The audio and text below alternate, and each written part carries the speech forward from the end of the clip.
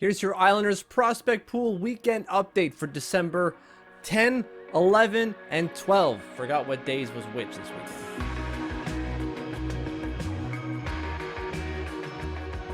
As always, hit that subscribe button. Growing to 600, almost at 550.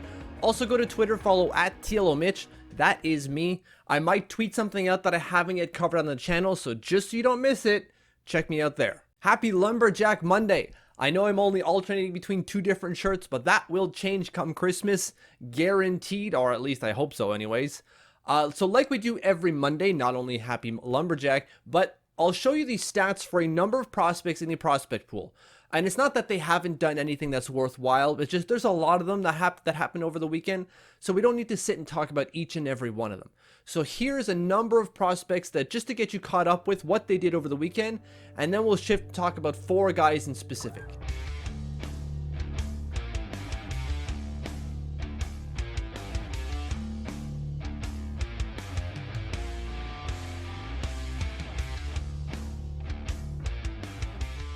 The first guy I want to talk about is Mirageas. He plays for Providence over the weekend, had 2 goals and 4 shots on goal over 2 games, I should say. Those 2 goals came in the first game of the 2-game set. He's not necessarily putting up the points as he used to, now in his 5th year for Providence, but he's still a solid top pair guy for them. I can see him turning pro and turning into something. The goals on the weekend were pretty good, actually. The first goal from the weekend, he just picks it up along the wall, walks the line, sees an opening, fires it on net, and there you go. Simple stuff. His second goal on that game is him walking into a lane from the neutral zone into the offensive zone, receives a drop pass, and again, just fires it on net because he's got a lane and it finds a way through.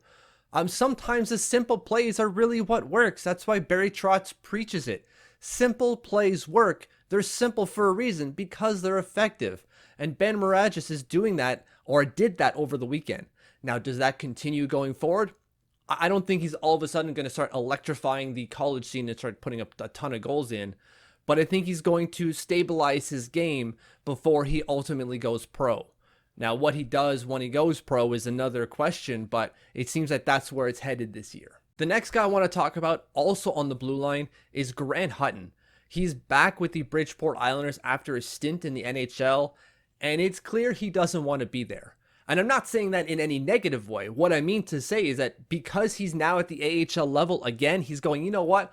I want to go back up. And the best way for me to prove that I deserve to go back up isn't to sit and sulk, it's to produce. And he's doing that over the weekend. A goal, an assist, and 3 shots on goal for the Bridgeport Islanders. The one goal he got, the only one I should say, is a beauty snipe. Like, look at him shoot that puck through. Just opens up, gets everything on it, and gets it right on net. He's now really kind of showing that he deserves to be back up there. And I don't think anyone can argue that he doesn't. Right? Like, they being the Islanders, the NHL Islanders that is, don't have a third right-hand shot defenseman right now until Ryan Pulock gets back. So why isn't Hutton up there? Right, it's because they want to play, a puck mover and one of their vets. Both of those guys are lefties. Hutton kind of deserves to be at the NHL level right now. And the only reason he's not is because they want to play Zdeno Chara and Andy Green at the same time. The third guy I want to talk about is Otto, who just keeps on putting up points at the AHL level. He's up to 18 points in 19 games. Just doesn't stop scoring. On the weekend, had 3 goals, 4 penalty minutes, and 12 shots on net.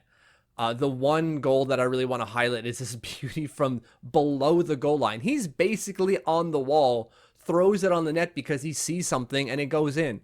Like, when you're hot, and that's what happens. Now, does that mean he belongs at the NHL level? I don't know. I don't think he's an NHL player for the Islanders specifically. Maybe he can find a team where they could use his size and to be more of a skill player. But even then, like, his skating isn't great. It needs a lot of work still. So I don't think there's an NHL future for him. I think he's just a really, really good AHL player. Just kind of like Chris Terry and Andy Andreeff, right? Just good AHLers. There's nothing wrong with that. The last player I want to talk about is Alex Jefferies, who had 1 game over the weekend.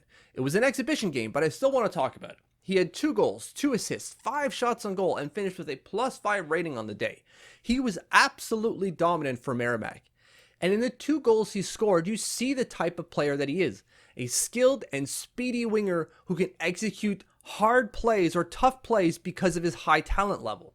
This first goal that he scored picks it up along the blue line, goes blowing by almost everyone, and then fires a shot through the keeper. Excellent stuff. Next goal, basically the same thing, but with a different degree of difficulty. You can see he picks up the puck at his own blue line, basically, just plucks it from the offensive player, and just goes by everyone again, except one defender. The one defender basically jumps on his back to try to stop him, and he still executes a wrist shot above the keeper far side. What? Just wild stuff from, again, a speedy winger who's smart and has a lot of talent. Is there an NHL future for him? There could very well be. I'm not going to say there is, but you can see a lot of good things from him right now.